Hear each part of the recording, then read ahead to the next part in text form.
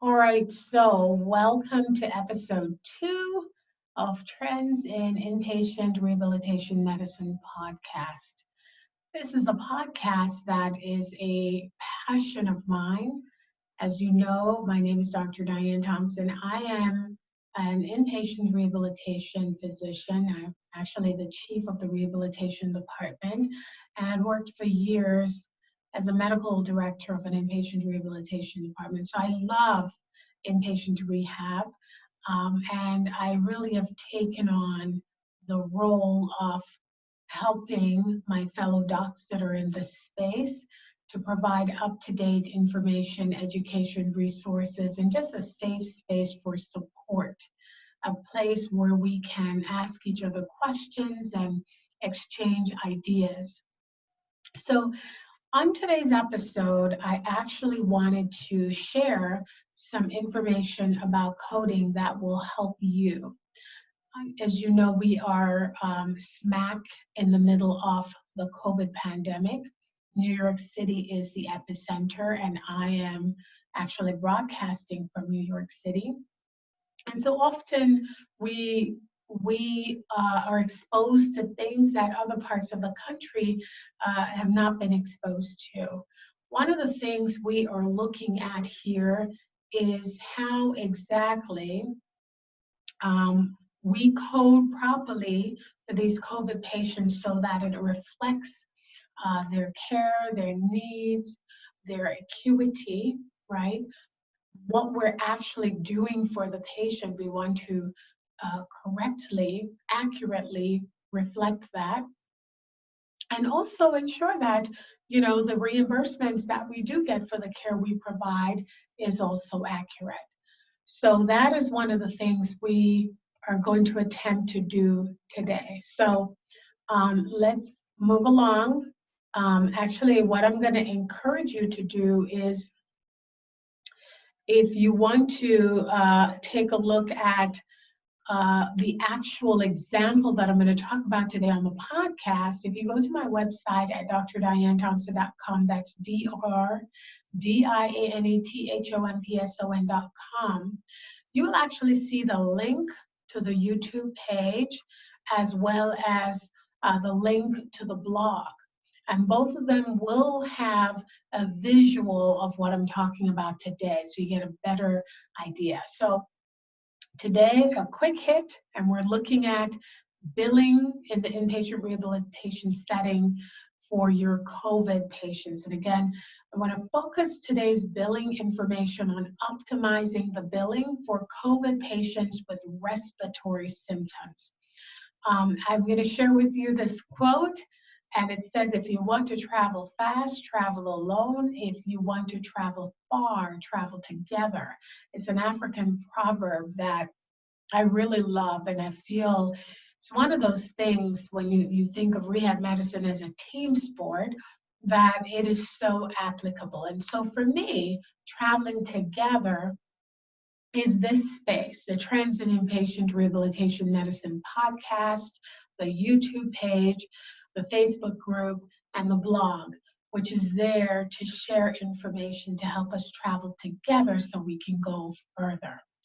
All right, so I reached out to UDSMR.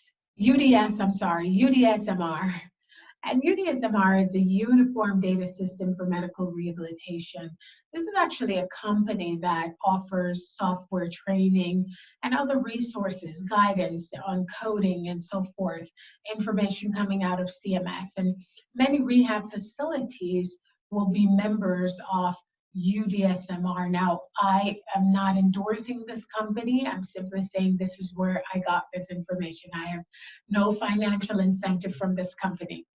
So I had reached out to them because with many COVID patients coming to the unit, we were using debility for many of these patients, right? If they were coming really deconditioned, we were using debility.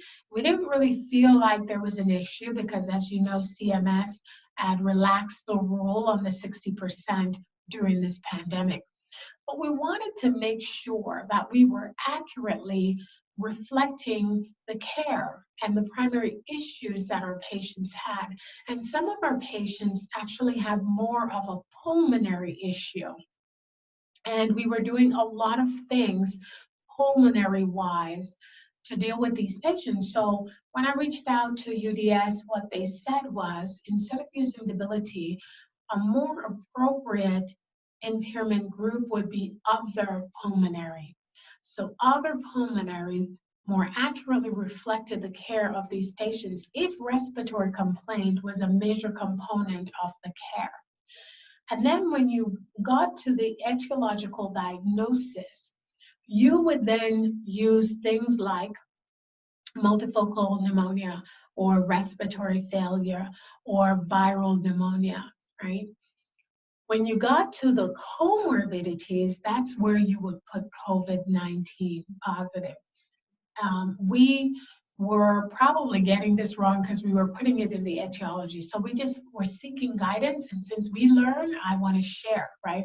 Maya Angelou, one of my favorites, she said, when you get, give, and when you learn, teach. And that's what I'm trying to do today. So the comorbidities would include the COVID-19, and then you would indicate all the other things, such as, if as applicable, tracheostomy status, supplemental oxygen, if the patient had dysphagia, and then any other chronic illnesses, essential hypertension, morbid obesity, type 2 diabetes, or maybe your patient had some dysphagia, maybe there was some cognitive impairment. So this is where you would list all of those. So I'm going to go back over that.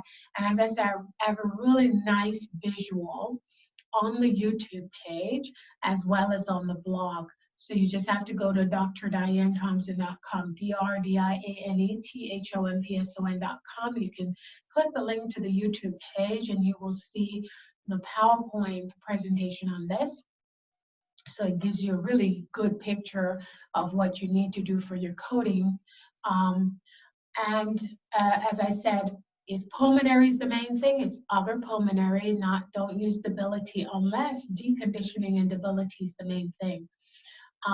The etiology would be the specific thing, whether it's multifocal pneumonia, respiratory failure, or viral pneumonia.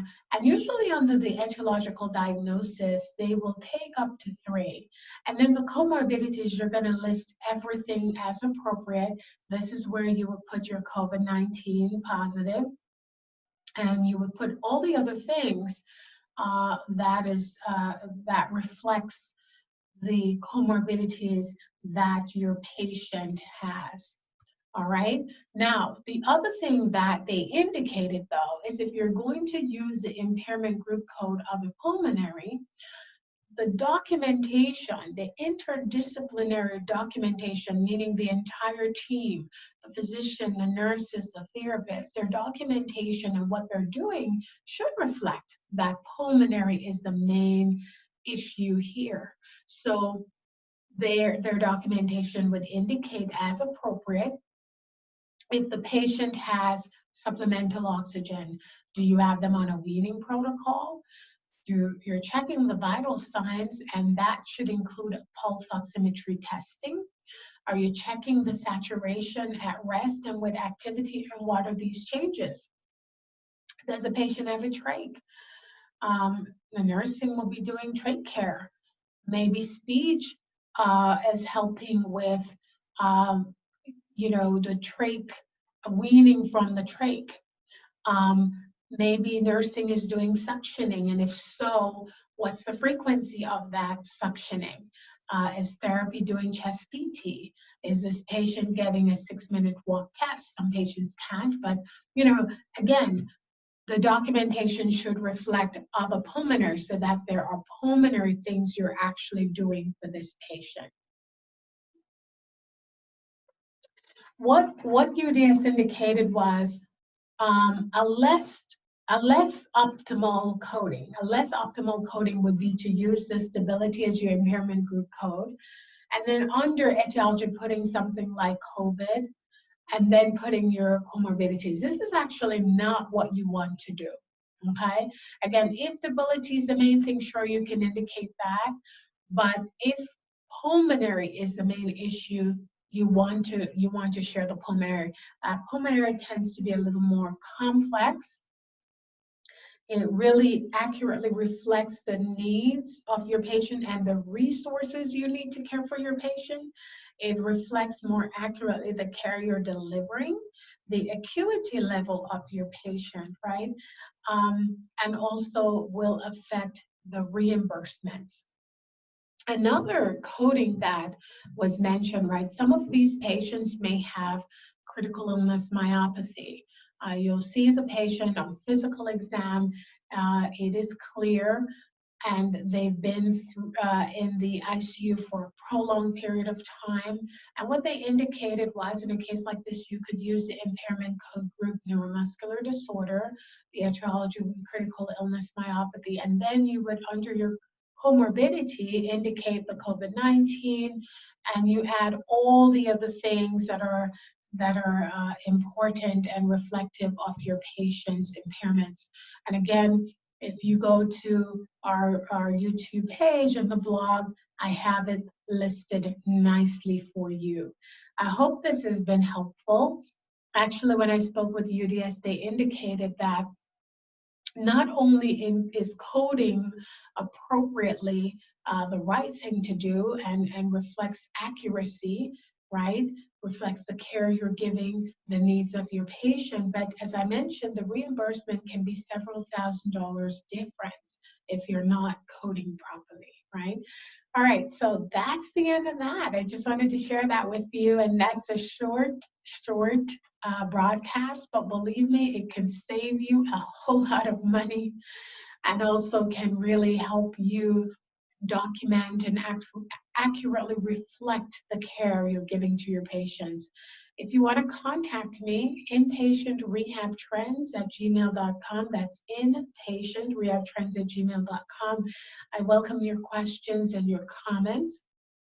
And also, if you go to the blog, please comment directly there and I will be responding to those. The blog is at drdianethompson.com, and from there you'll find the link to the podcast as well as to the YouTube page.